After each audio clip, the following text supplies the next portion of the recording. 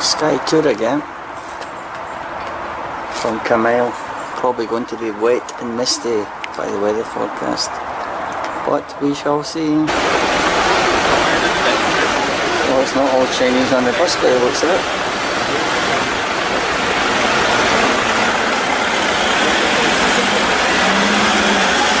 Commonwealth Games symbol.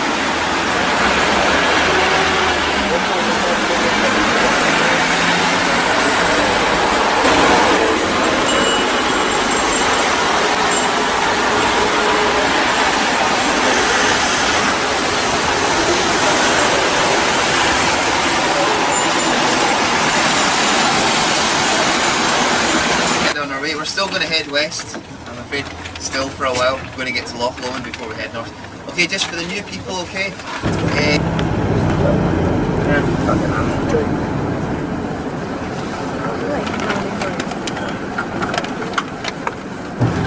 Possibly a wee bit like New York, and so much so that actually they did film World War Z, as they say in America, or World War Z as it is here. But World War Z was filmed all in these streets, all around here. So they just changed the sort of signposts a bit and street names.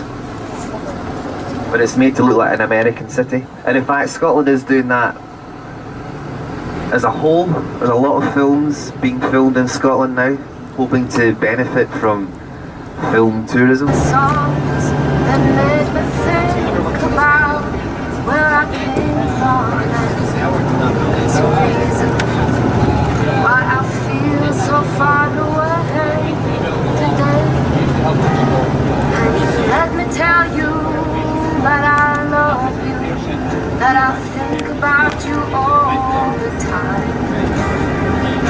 Caledonia's been calling me, now I'm gone. But so we're going to join the motorway here again, and actually we're going to be heading south again, or not again, for the first time. We're going to cross the river, and then we'll head north again, and then west, and eventually we'll be heading north and keep in that direction. You also see a funny shaped building which is called the Armadillo. That's quite a new building, well, 20 years old, used for theatre, concerts and so on. You'll see Ibrox Stadium over to the right there with the white beams. Away to the east, away in the distance, you'll see Celtic Park. And we might not see it, unfortunately, because somebody decided to build a multi-storey car park just in front of it. But there's a famous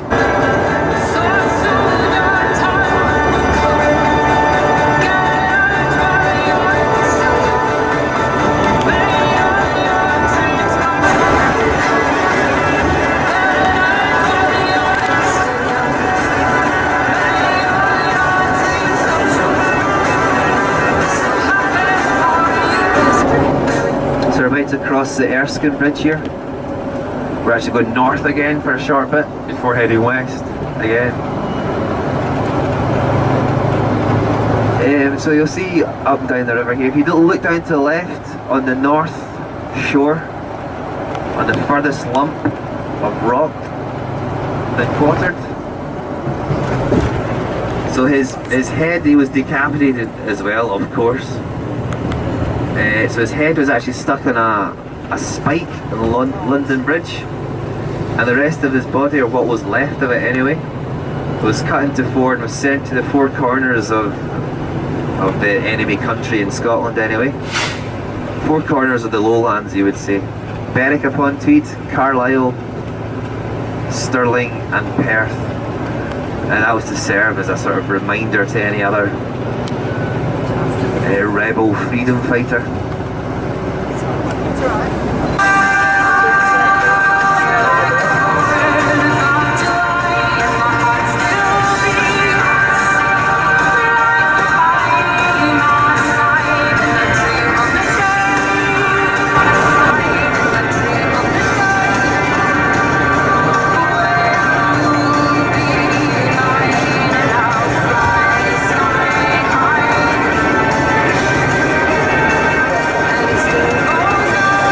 Lump that was sticking up there, sort of, maybe see it, maybe not, through the vegetation. That was Dumbarton Rock, and nowadays it's very popular for rock climbers. Go down there and practice. In fact, there's always rock climbers on it. Let me tell you that I love you, that I think about you all the time. Coming over you calling me, and now I'm going home. I wonder if he's visible today. I'm talking about Ben Lomond, so maybe a bit further up at the bridge. If you look up, let me cross just this wee bit of bridge coming up here on the motorway. I would imagine he's not visible today, but anyway, Ben Lomond, let's see. No, there he is, hidden away. Sort of see the base of him anyway, and the top of him is covered. So this is Ben Lomond. This is the highest, southernmost mountain in Scotland. It's what we call a Munro, which is fair enough.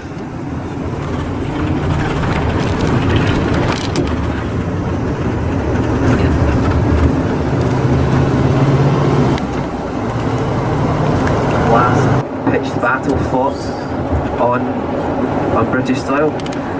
All Jacobites, which I'll get into later. All Jacobites were outlawed. It was against the law to be a Jacobite, and one of them was found guilty, and one of them was allowed to go home back to this area. And the one that was found guilty, he wrote these words about this to the song about how this brother will take the high road back to Scotland, so he'll come across the land, and how he'll take the low road. And what that means is that back in those days they were believed in spirits and the fairies and so on, and they believed that if you died in a foreign land, fairies would bring your spirit back to your homeland via underground passages.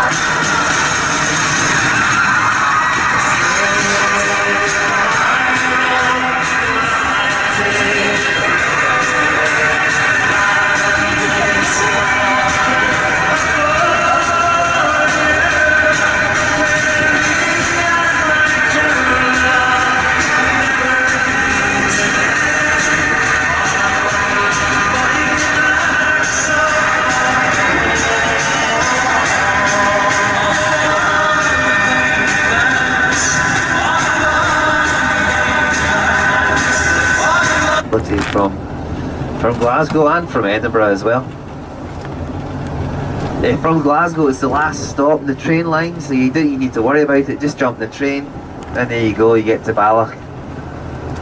You have all the intentions of having a day on the Bonnie Banks, and you get to the car park of the train station, Balloch train station, and there's a pub, and you go and have one or two or three or four, and you never actually quite make it to the Bonnie Banks of Loch Lomond, and you spend all your day in the pub. So I think it could be worse, eh? Place is full of Chinese and foreigners. It's a bit busier than we came the last time. Christmas. A lot of buses. Thus, Loch Lomond.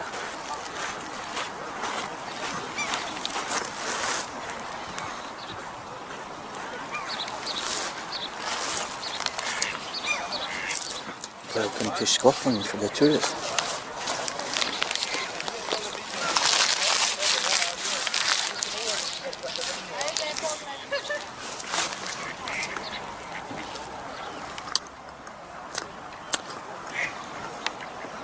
Nice beach.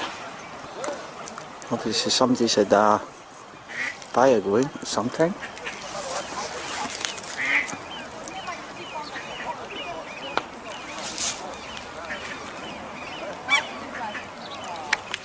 Loch Lomond, Liss.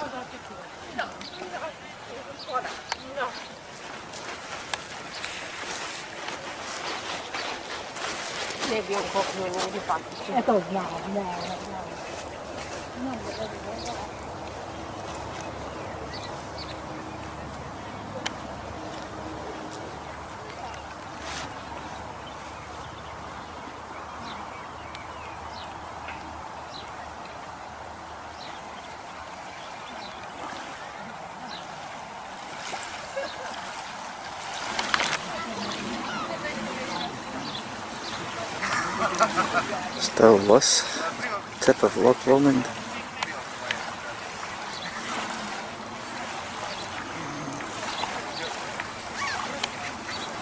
Liss, Loch Lomond.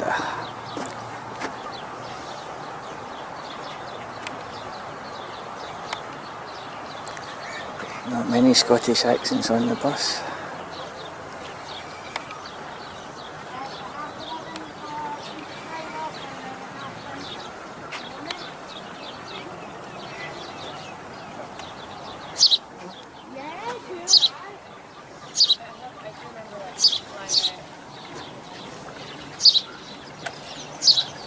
Find it in a tune, but well, I don't know, I don't particularly like it, to be honest. I think national anthem should be a bit more upbeat and inspiring. For me, the best national anthem is the French national anthem. The Scotland the Brave is the one I'm about to play. That's quite upbeat and inspiring, perhaps. Although what I would say,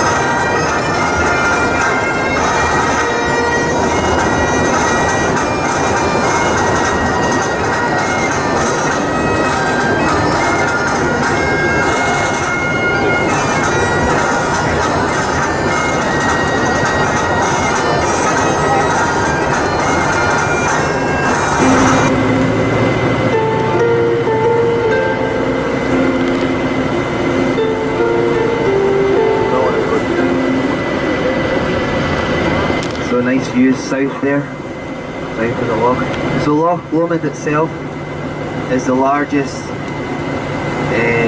loch or lake even in the whole of Britain in the surface area. The second largest would be Loch Ness. So it's Loch Lomond is 22 miles long, which is approximately 37 kilometers long.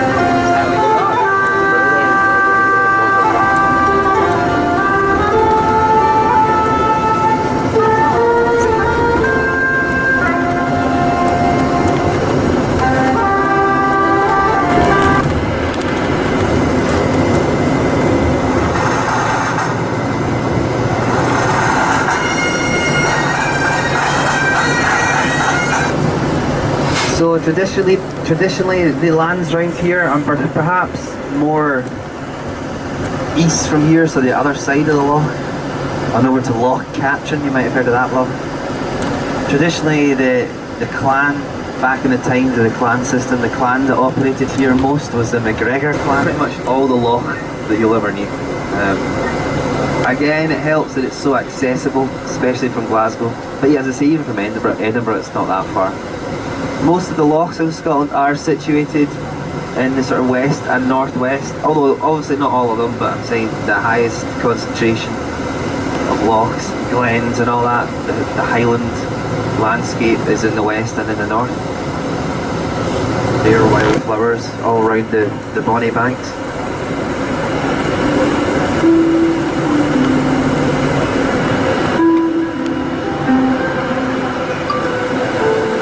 So this route that we're on right now is actually the main route going up the west side of Scotland from Glasgow into the Highlands.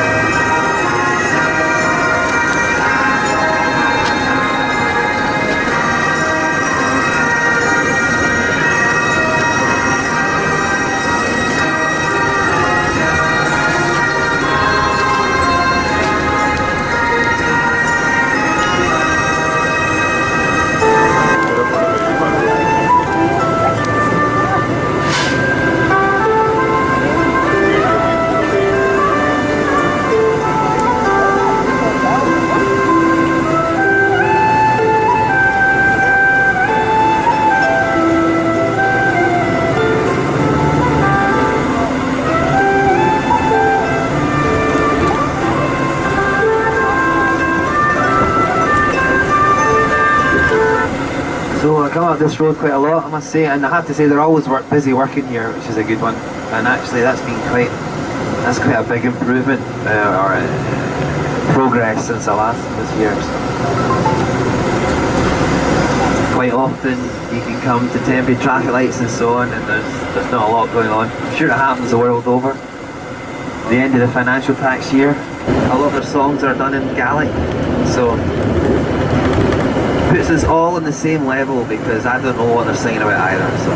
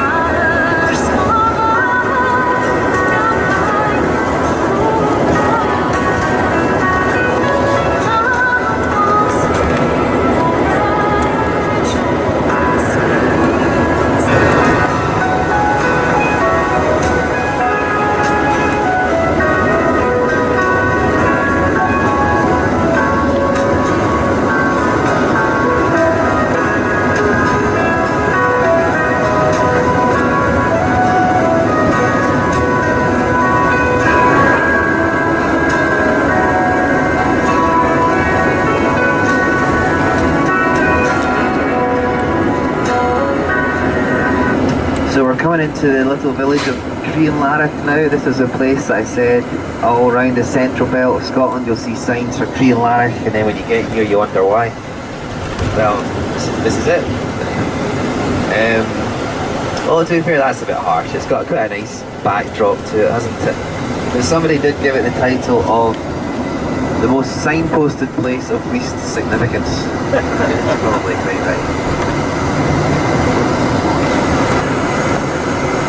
So, Gaelic is spoken by roughly 1%, or no, I don't know exactly, 50,000 people. Even that might be a bit of a push, I don't know. You can hear it, apparently, on Skye. Although it must be said, I've never heard a conversation in Gaelic in my life in normal, everyday circumstance. Maybe the islands further out than that, Lewis and Harris, the Outer Hebrides, you're more likely to hear it there, I would say. Not Edinburgh, maybe just north of Edinburgh they spoke a wee bit of Gaelic there, but it's never been part of the central belt. The language that is spoken here has been English, and if not English, Scots, which is a sort of type of language that Robert Burns, the national bard, the national poet. That's the sort of language that he spoke in and wrote in as well. And in fact, that probably comes more from southwest Scotland, sort of Ayrshire way, where Robbie Burns is from. And actually, it's got to be said that Scotland.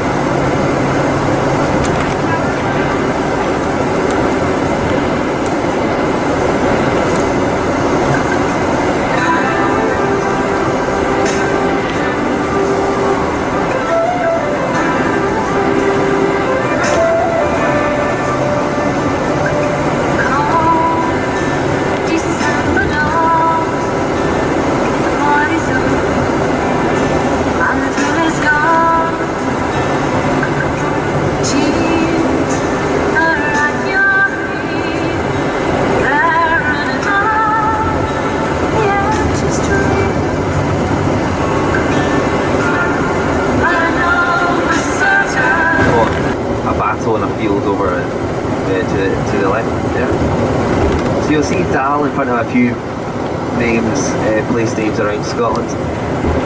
But Rye there, you'll see that later on tonight where we're staying. Portree, or Portree it is in Gaelic, so again that's named after, its main basically translates as King's Harbour or King's Port. Named after James V who paid a visit there to try and get some of the cheap.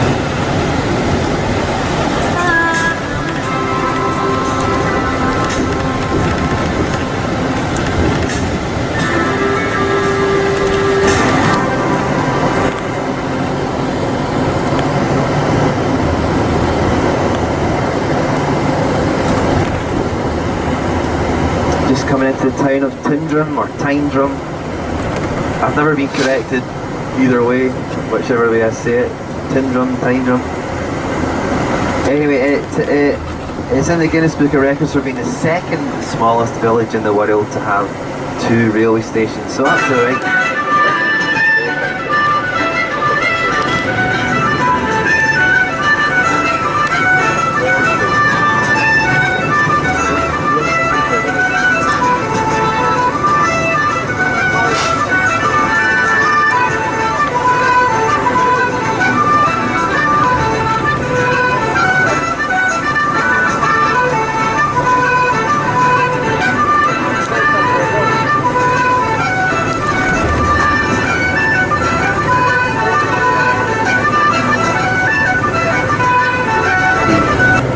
About 40 miles perhaps or something like that.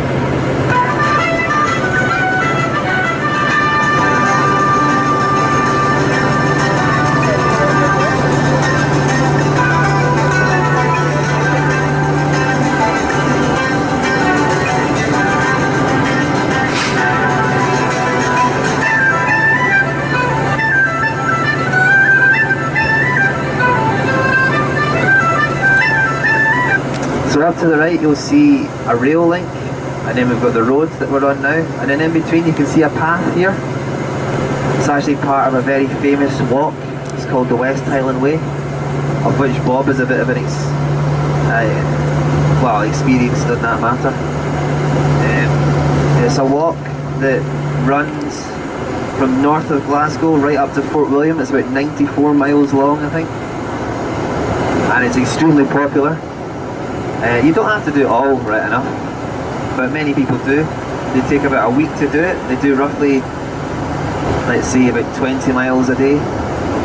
And you can either do it with your own tent, there's campsites along the walk, or you can do it a bit more luxury than that, and there's actually hotels that are on the walk. I mean, they're very much off the beaten track, as in very much away from the road. They're just serving the walkers on the West Highland Way.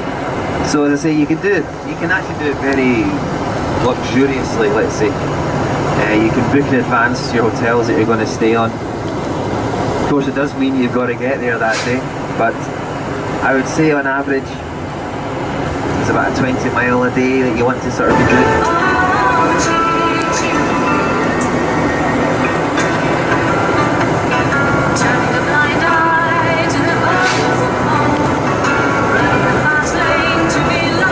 We're lucky that in Scotland all the glens, the valleys and so on, obviously they look great in the sunshine, but we're lucky that they look good in the cloud as well, because we get a lot of cloud.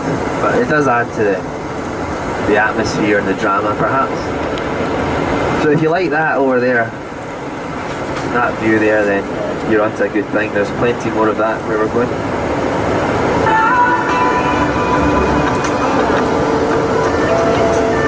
Mountain just to our right here is called Ben Doran. It's big smooth sloping sides, and then you can see the West Highland Way itself etched along the side at the bottom there.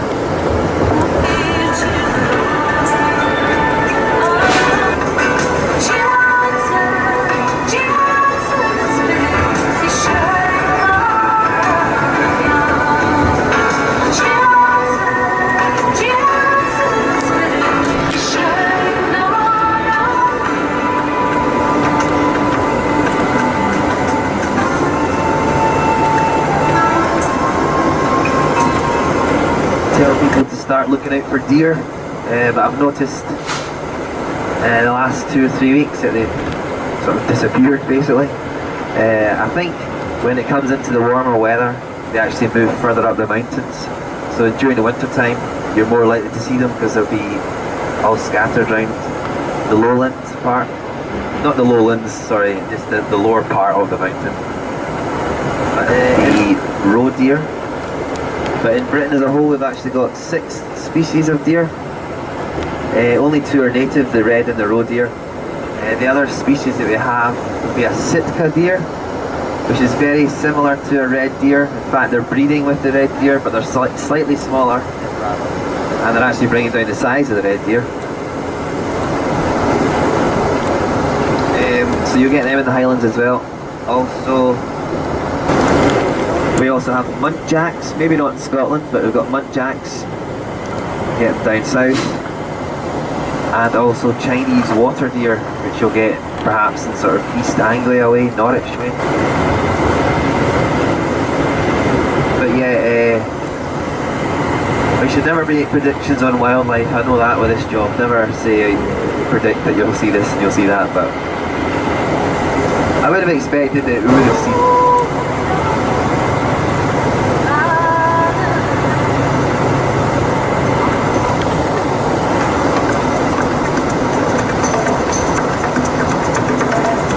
You can see this sort of silver, or sorry, grey concrete stuff coming out of this mound here. It's actually a nuclear bunker there. So after the Second World War, we had the threat of the Cold War, and so all around the Highlands there's lots of nuclear bunkers, which I'll point out a few more out to you.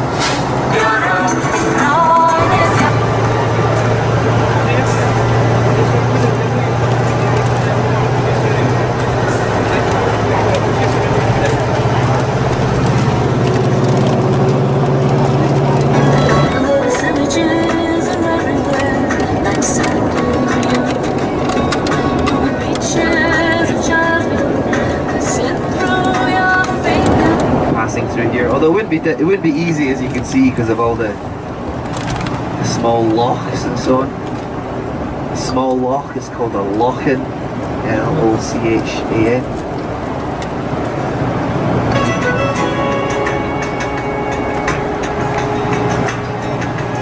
So when the smoke clears, the truth will be shown. You're the language of life, and who is their voice? As the cool winds blow, and who will call the truth?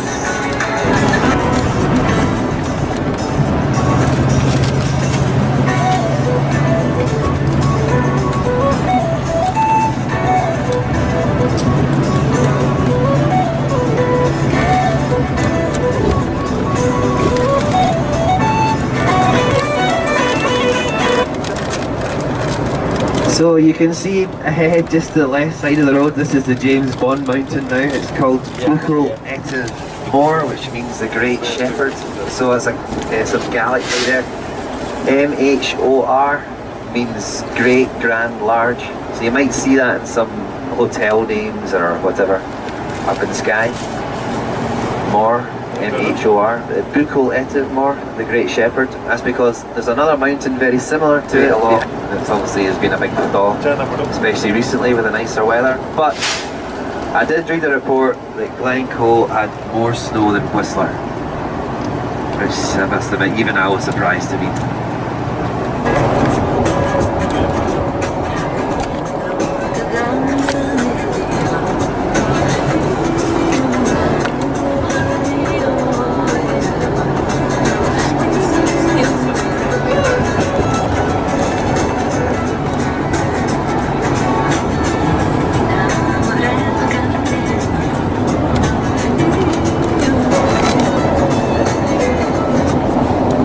So you might have seen a path crisscrossing us there. That's the West Highland Way again. This hotel down to the right, for example, it's right on the West Highland Way, so you walk right up to it, so it does serve a lot of the walkers. Very useful place. The soldiers had to slay their hosts, they had to slaughter their hosts in their bed. Everybody under the age of 70 was to be killed. The first person murdered was actually the chief of the MacDonald clan, Alistair MacDonald. And in fact 40 people were murdered in their beds. Another 150 roughly managed to escape into the hillsides. They think because the Campbell clan, the Campbell soldiers you can say, some of them felt so bad about what they were doing that they'd actually told some of the members of the MacDonald clan what was going on. But I don't know if that was a better conclusion to their story or not, because they fled Glencoe, but they actually died and they perished on the hillsides because it was such a freezing, horrible, brutally cold winter.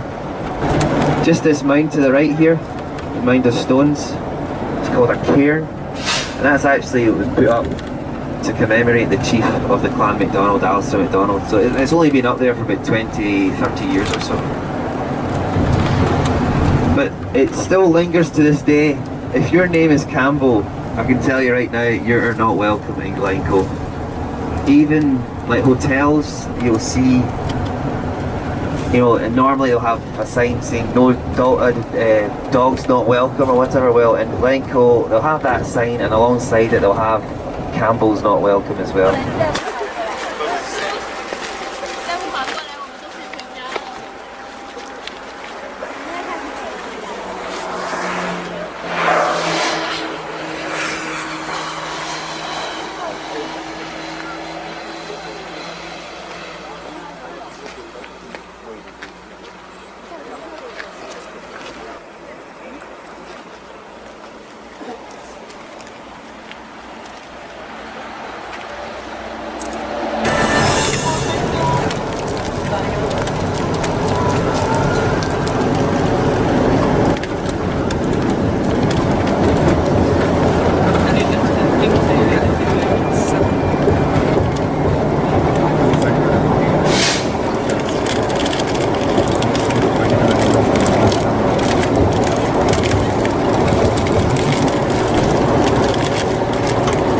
Right in the middle of the valley. So it's quite a haunting place in itself. Glencoe does mean Valley of Weeping, and there could be two reasons for that. It could be because of the massacre itself, but also when it rains, and I've seen it and it does look like it. There's lots and lots and lots of waterfalls coming down the hillsides, and it does actually look like it is drying.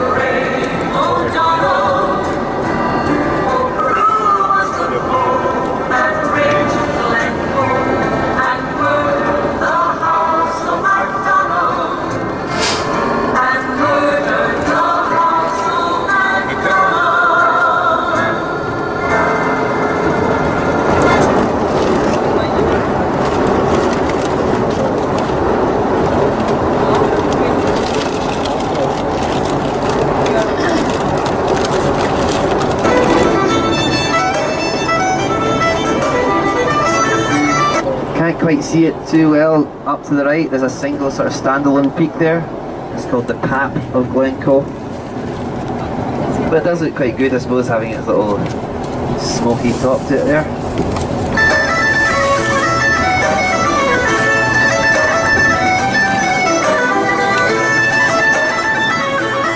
So this is modern day Glencoe village up near the water. I don't know if you can see ahead.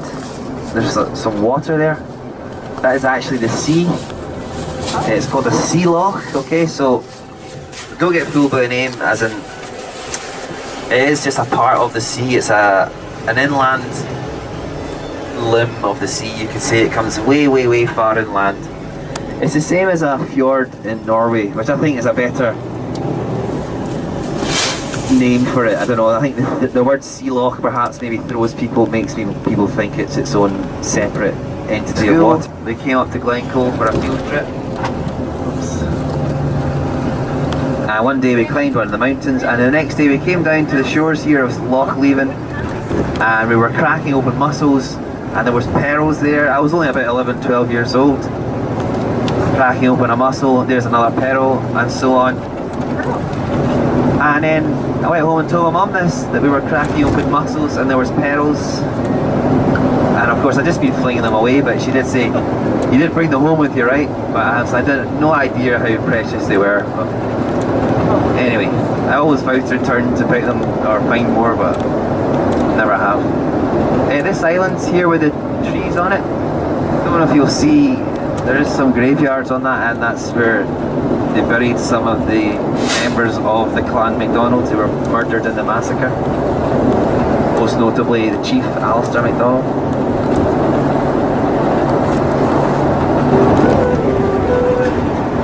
So another thing about sea lochs is they're actually quite protected from the open sea and so on. They don't get so many currents and so on. And that's why you'll see in a lot of the sea lochs, I think that is over there, anyway, you'll see fish farms of some sort. So they farm salmon, trout, mussels, shrimp perhaps, oysters in some cases as well.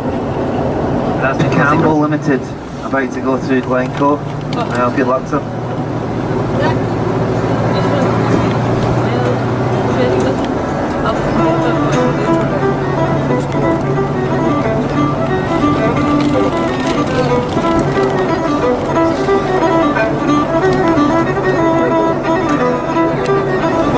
Covered in cloud, of course.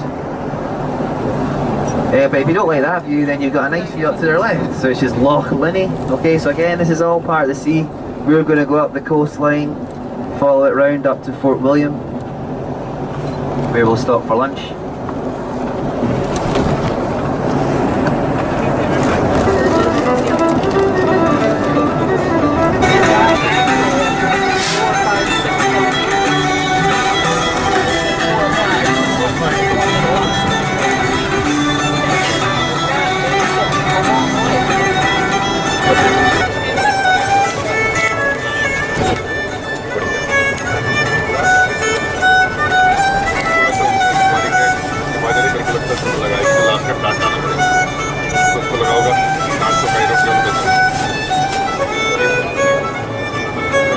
First time ever, I climbed Ben Nevis about a month ago or so.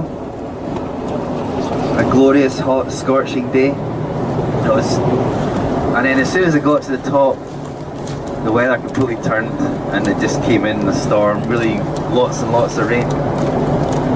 But so 1343 meters high again, not the highest mountain certainly, but it's just a good example. The weather can just change like that, which it did when I was there. We'll be there all the year round. Because when we were there, I can't imagine it was like I say, it was only about a month ago. I can't imagine it getting too much warmer. You'll see a sign there for Glenfinnan,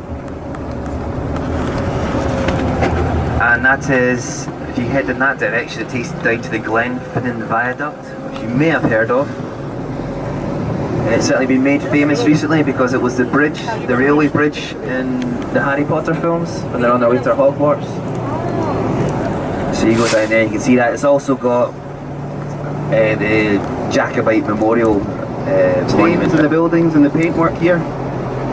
It looks like they've been left and not looked after in any way. Well, that's just because it's where they're maturing whiskey. So all the alcohol fumes from the whiskey actually reacts with the paintwork and it causes these stains to appear.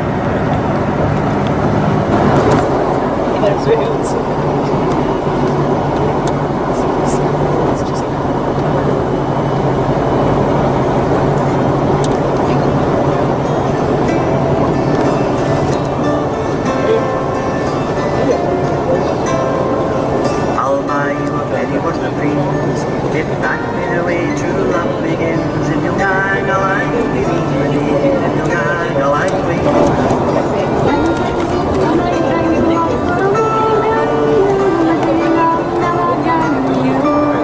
I'll buy you a silk shoe. We 9 stripes up and 9 stripes down, if you'll gang along with me, if you'll gang along with me.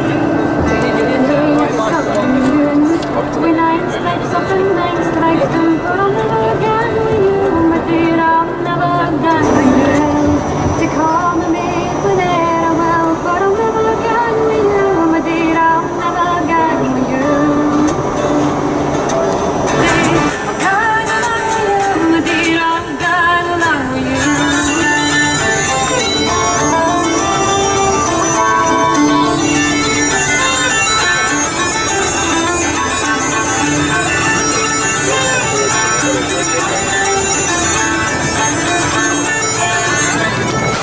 We have to go peel them off, dude. Just up on the right here on the other side of the road. Where have you gone? You can see little things sticking out, a mound of grass over there. On the other side, again, that's another nuclear bunker. Thankfully, never used for what it was intended. So we're going up to Kyle of Lacouche, 64 miles.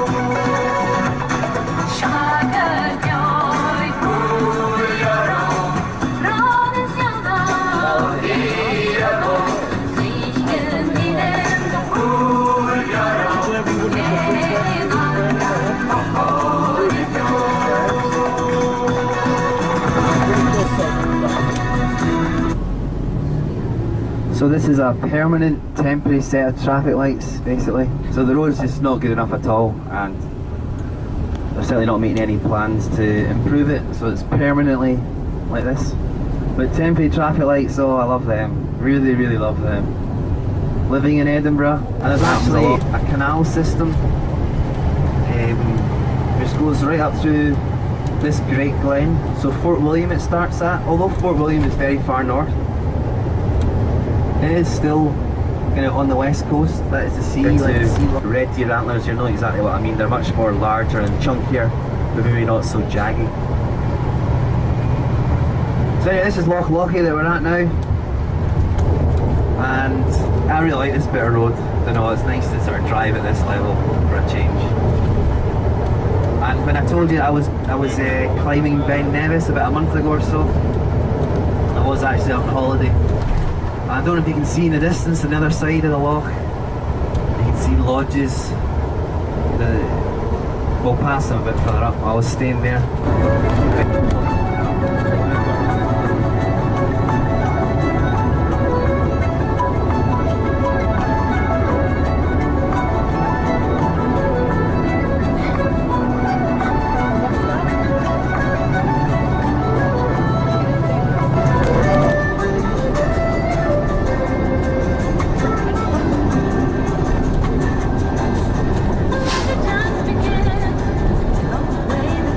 China and kick up the old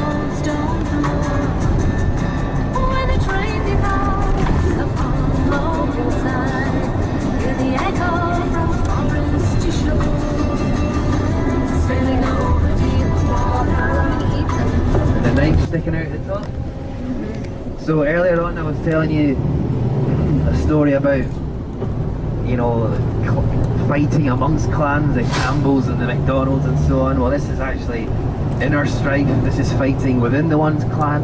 Again, the McDonald clan, a branch of the McDonald clan. And the story behind it is that, so clans, that's just another name for family, okay? And McDonald clan, it would also incorporate other names within the clan. So for example, McDonald clan would have McAlpine associated with it, and McKeown. And this particular branch of the McDonald clan, it was the Keppoch family, Keppoch. And they were maybe a wee bit high to do, perhaps you could say. The father had sent his 2 sons off to be educated in France. They'd come back to their homeland by the side of that, near that shop, to make them more presentable to present to the clan chief, McDonald. Which makes me think, you know, we're a sort of contentious bunch of Scots. There's a great Simpsons quote from groundskeeper Willie, the janitor at the bar at Bart's school. Probably one of the most famous Scotsmen in the world these days. And his quote goes like this: brothers and sisters are like natural enemies, just like Scots and Englishmen, Scots and Welshmen, Scots and Japanese, Scots and other Scots. Oh damn those Scots, they ruined Scotland. You certainly are a contentious bunch, replies Principal Skinner. Oh, you just made an enemy for life.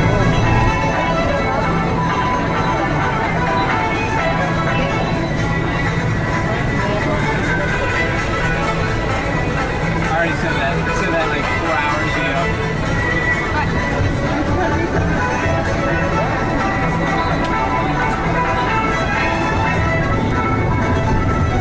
5 years or so, and then it'll get chopped down and the wood get used for materials, or most likely what it gets used for is pulp to make paper. So I mean it's not a bad thing right enough. They're growing it, chop it down, that's fine. But these woodlands here, for example, it harbours absolutely no life at all other than the trees themselves. No light can penetrate into the ground. Therefore there's no plant life, there's no insects, there's no birds, there's no life at all. And actually when we get onto Skye, you'll see where they've chopped down all these woodland, this forestry commission. Unfortunately a lot of it is gone. So much so that only about, I don't know, 2-3% of the land is actually native woodland. Which is a bit of a shame really. The male red deer is the largest wild animal certainly on mainland Britain. I'm just thinking if a grey seal comes to land it might be bigger, because they're certainly pretty huge animals. But anyway, every year there's huge numbers of deer that every year they have. So therefore all these natural woodlands and native trees and so on are not getting reproduced and they're dying out. It's actually a really bad problem affecting Scotland and Britain as a whole.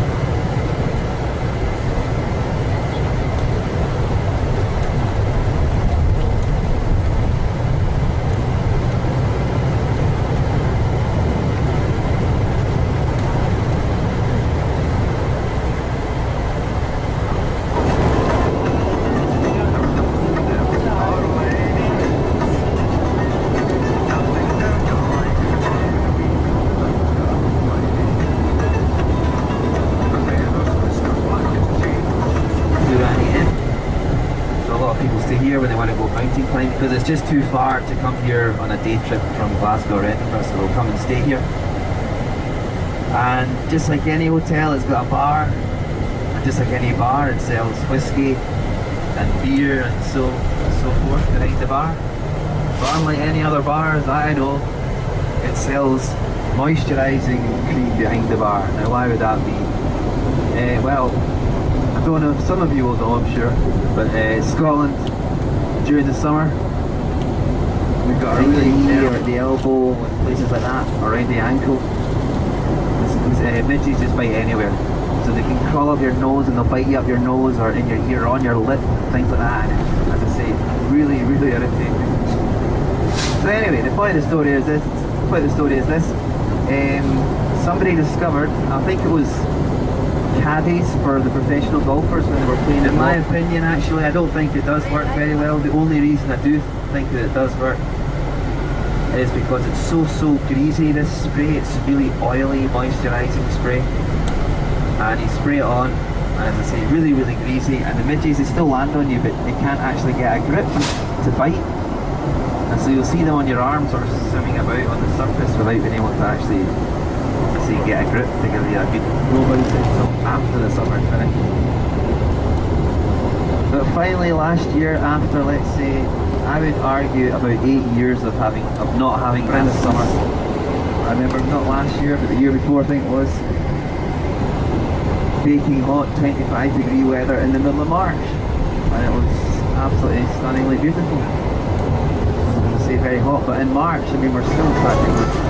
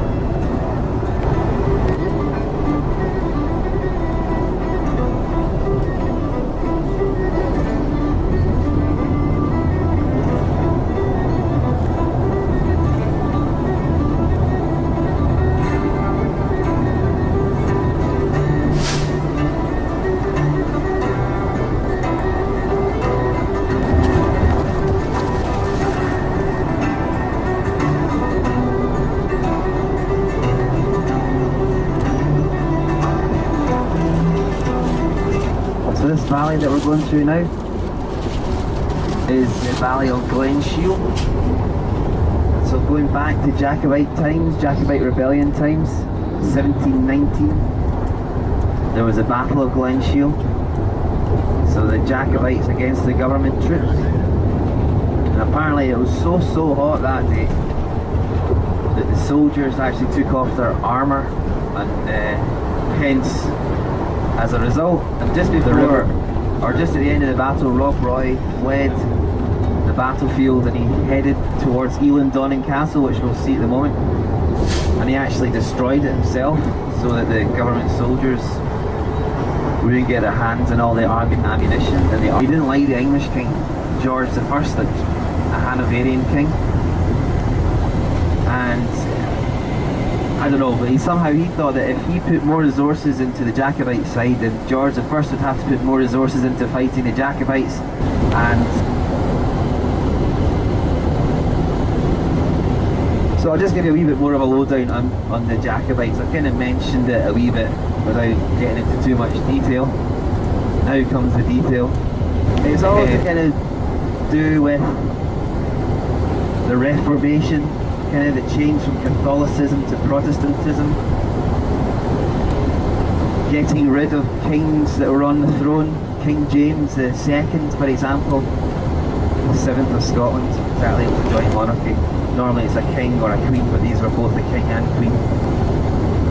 And so the Jacobites, the Jacobite rebellion, mostly consisting of, not in every case though, but mostly consisting of Highland people, clansmen and so on. They were followers of King James. Jacobus is the Latin for James, that's where we get the name from. Descendants of the Stuart family put on the throne. For example, Bonnie Prince Charles Edward Stuart. So, as I say, the Jacobite Rebellion lasted for around about 50 years roughly. And it culminated in the Battle of Culloden 1746, which was the the last battle fought, the last British battle any fought on British soil, so if that's your thing, you'll have to wait a few days. Anyway, I'll put this song on again, which is one of my favourite tunes. Hold on.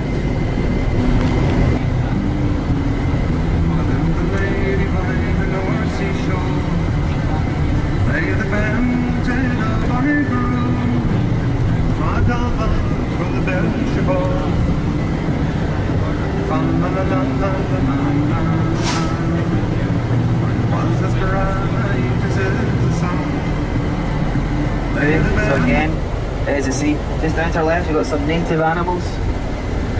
Native to South America, that is. Those are llamas.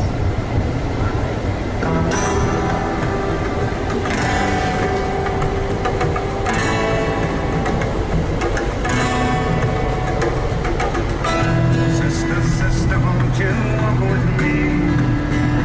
Play the band, take the bonny brew, and see the ship sail upon the sea.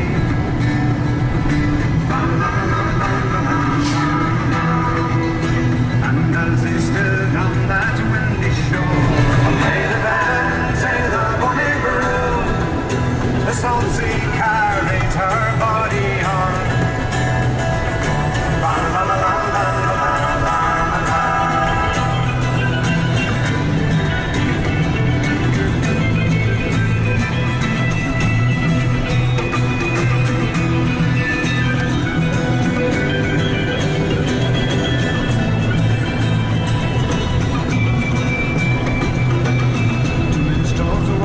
By the North Sea strand, play the band, play the bonny brew. They saw them, la la la la la la la la. They made a harp out of her breastbone.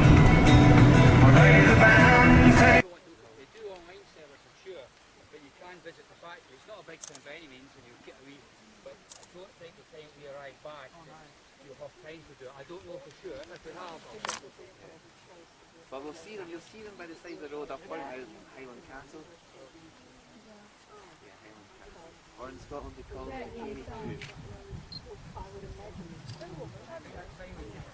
They make you feel at home. The kangaroo sign.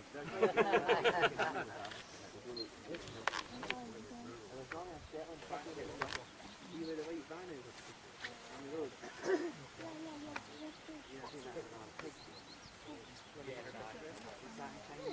And then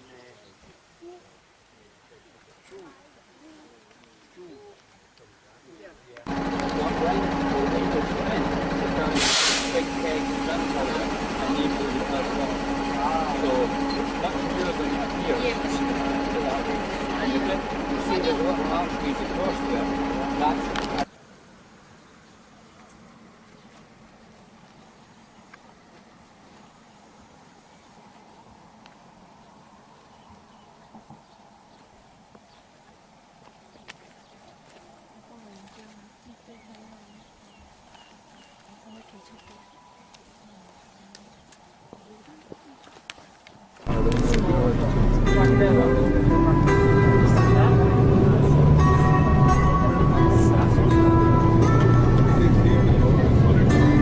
This is great weather, I can't believe how warm it is.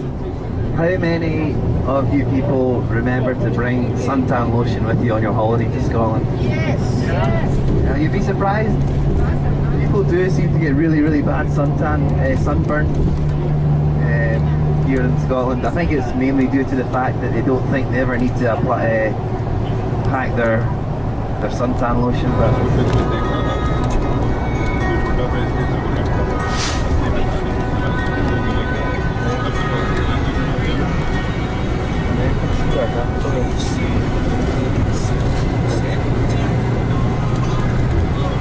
Some of the brown patches bushes up on the hillside here. That is heather, so that will... You're starting to see some of them come through, starting to see some of them blossom right now, but doesn't look like there's much happening up there. But that will still be another month or so, I would say, before it's all purple. And quite controversially it was when it first opened as well, because when it first opened it was £14 to cross. £14. I mean, even now £14 is ridiculous, but 20 years ago £14. I mean, that's just beyond comprehension really. So it was a bit unfair, because even to the locals and stuff it was still extremely expensive. So as I say, what's the point in offering it, giving it to the people and then charging them an arm and a leg to use it? So I say it was very controversial when it first opened. And then in 1997 Scotland got its devolved parliament. One of the first things they did was to pay off all the tolls. This isn't the song, by the way, I'll just get to that now. Hold on.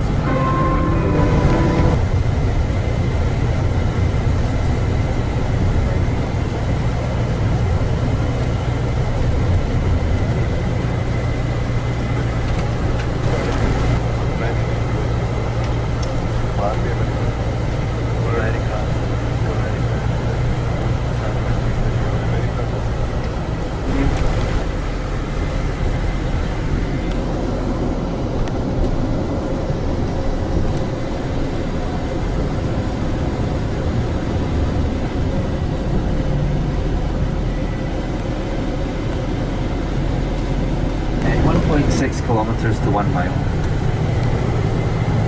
Anyway, so again, this song is a very traditional song. In fact,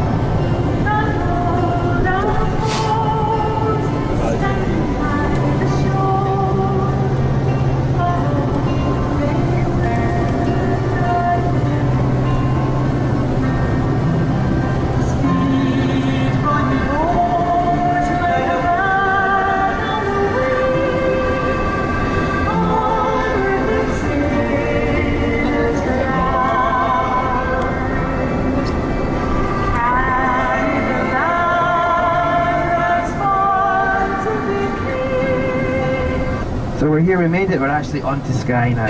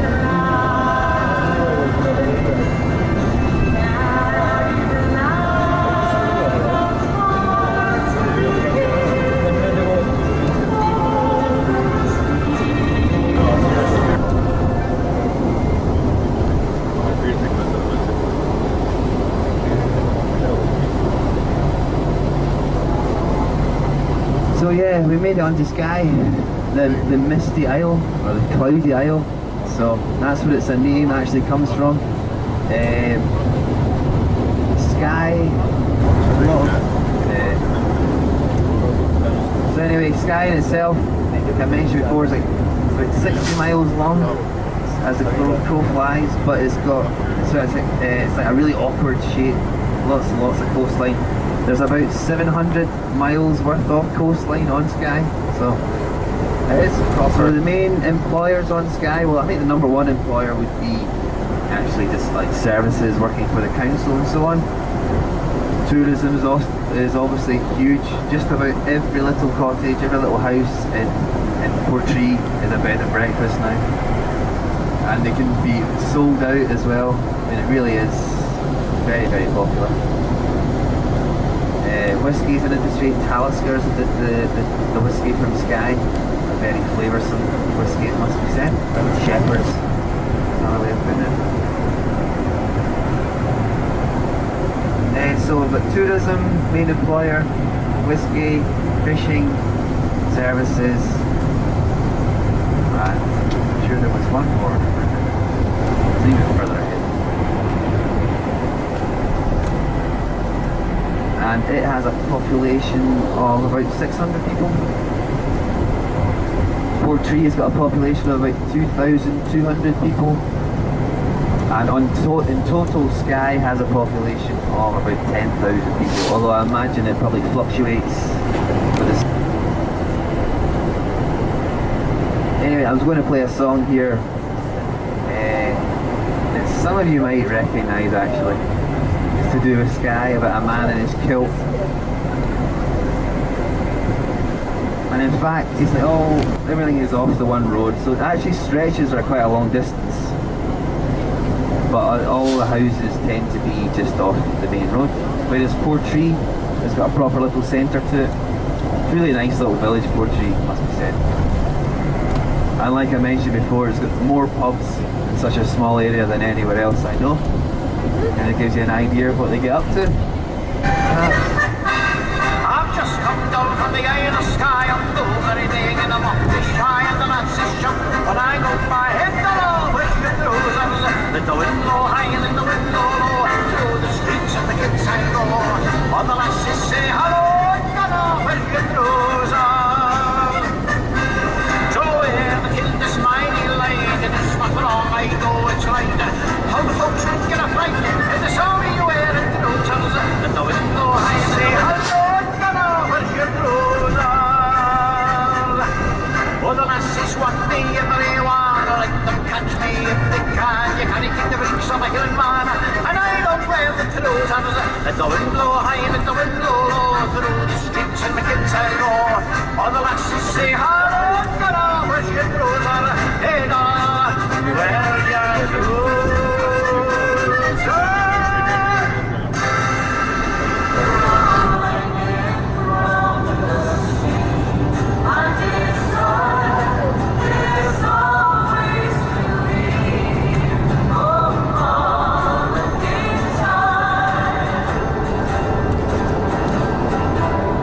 That looks like a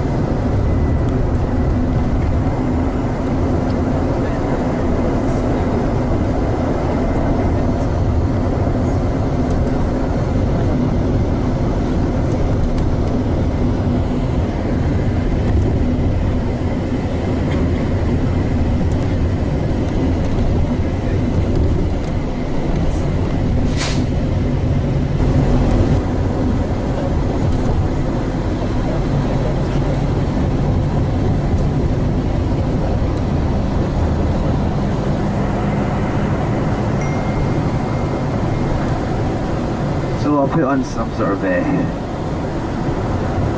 actual regular music, if you wish, for the last bit, just to soothe those ears from all that traditional folk music.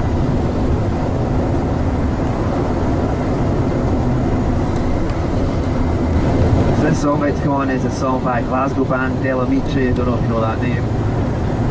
They do have one very good song written up. This one, Nothing Ever Happens, and it's about, basically it's about 5 o'clock, 6 o'clock on a Friday or Saturday night.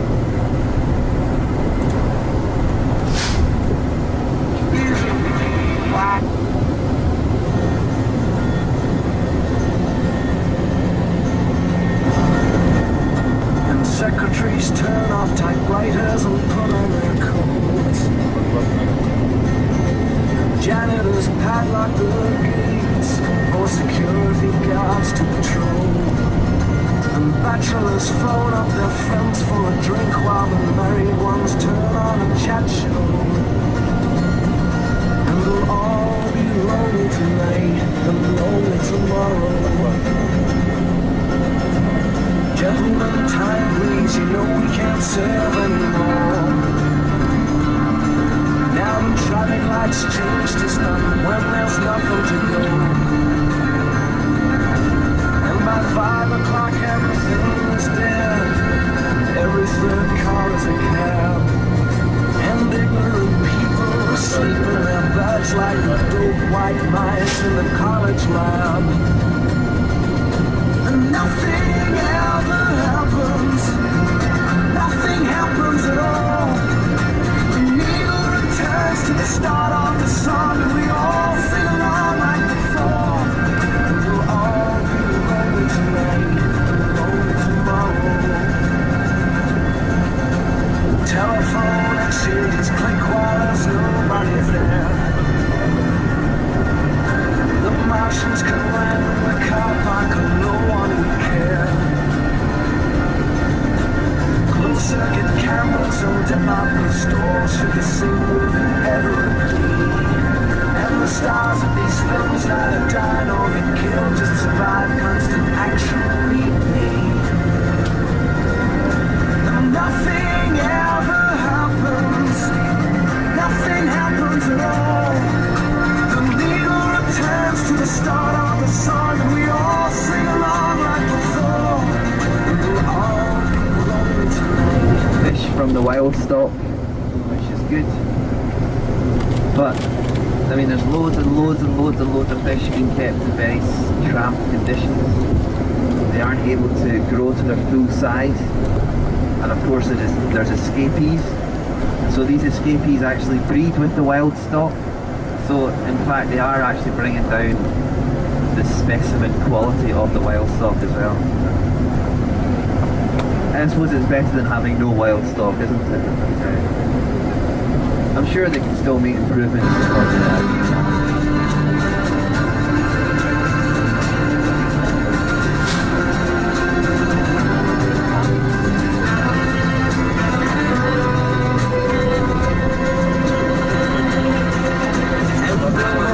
Advertise products that nobody needs.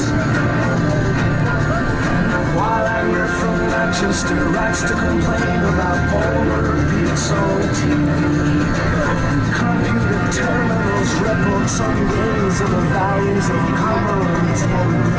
While American businessmen snap on write-offs for the price of a hospital room. And nothing ever happens. Nothing happens at all. The needle returns to the start of the song, and we all sing along like before. And nothing ever happens. Nothing happens at all. They'll burn down the synagogues at 6 o'clock, and we'll all go along like before. And we'll all be lonely tonight and lonely tomorrow.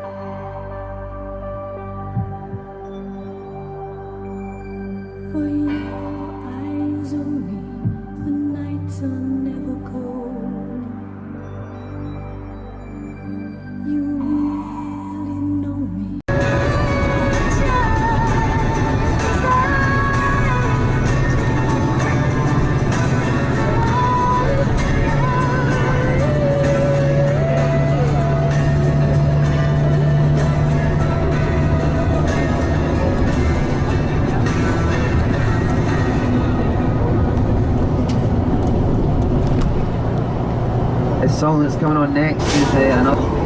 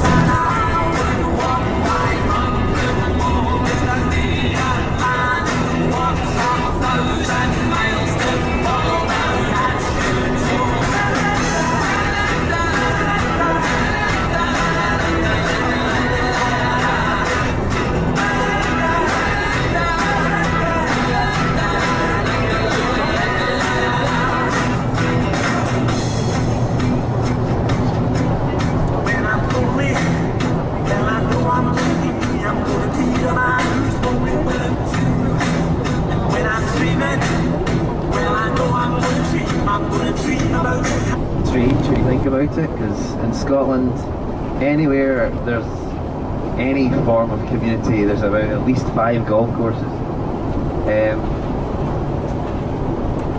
Yes, we have, well, Scotland is the home of golf.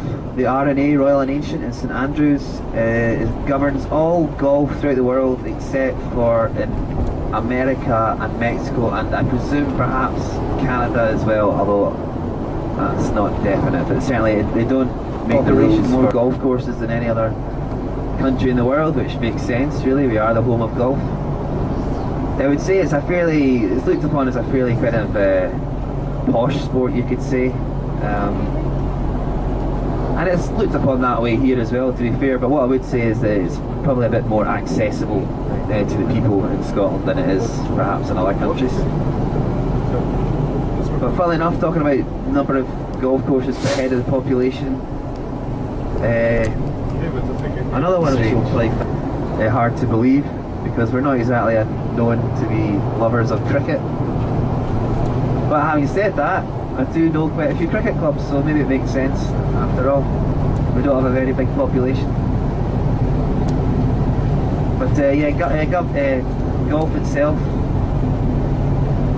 there are lots of strange rules about etiquette and what clothes to wear and stuff like that. It's kind of strange rules that kind of put you off if you're a wee boy playing. Well, certainly it put me off anyway. For instance, you've got to wear like a collar and tie, or in some quite fancy golf courses you've got to even wear like a suit just to get into the... See, lots of strange rules like that. You also get men only golf clubs. Opposite of that, you do actually get women only golf clubs, which is fair enough. And in some the golf courses have strange rules where you've got to wear 2 pairs of socks, and that's just in case you get a hole in one.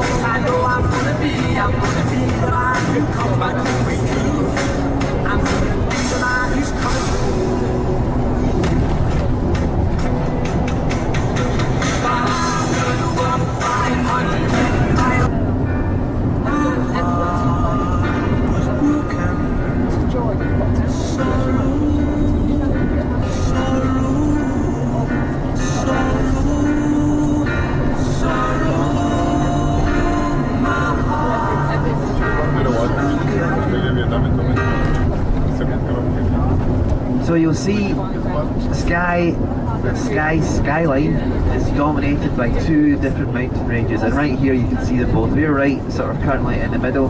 Just before we get down to the bend here, you'll see Glen Sligachen, which goes right down the middle.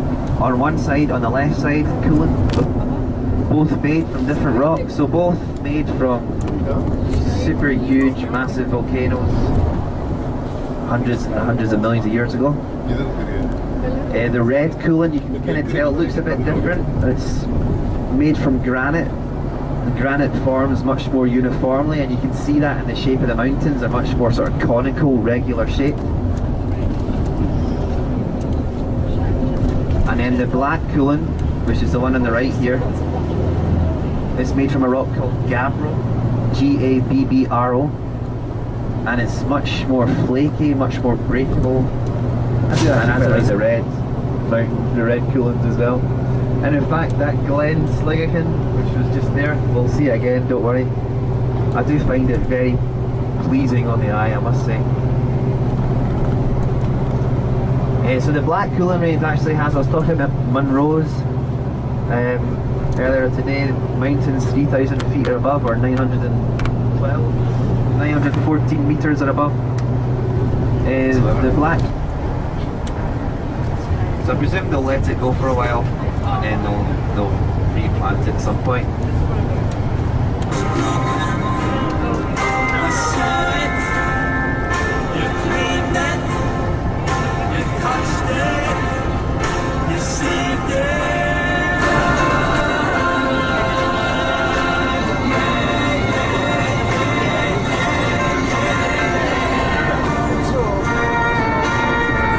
So there's the Shanghai of Skye up ahead, floor 3, that's where we're going tonight. So when we get in there, I'll take you to the centre, I'll show you quick ATMs if you ever could be interested. Lots of coastal seabirds and stuff as well. Skuas, I saw some skuas recently, which was fairly exciting. They're really a sort of aggressive pirate seabirds that will steal food from like gannets and stuff like that.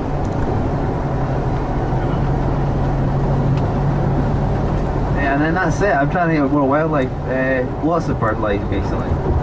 Buzzards. I saw an osprey here for the first time ever about 2-3 weeks ago.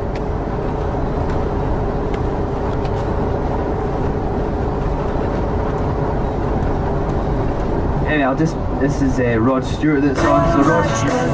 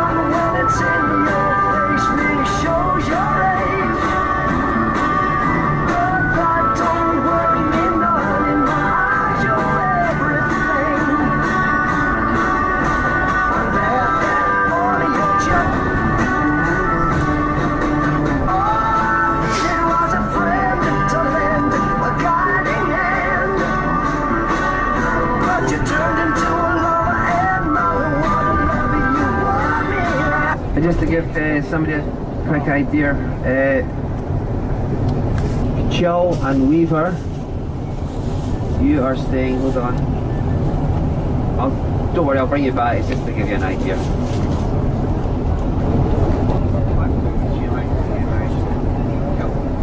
Okay, so Chill and Weaver, you are staying just round the corner here, hold on.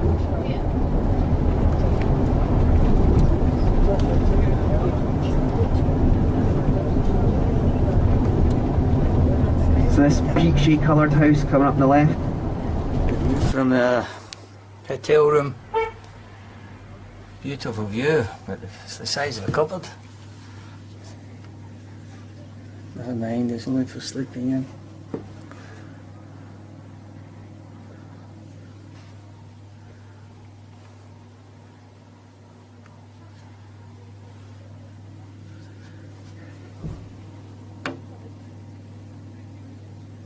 Place is jam packed.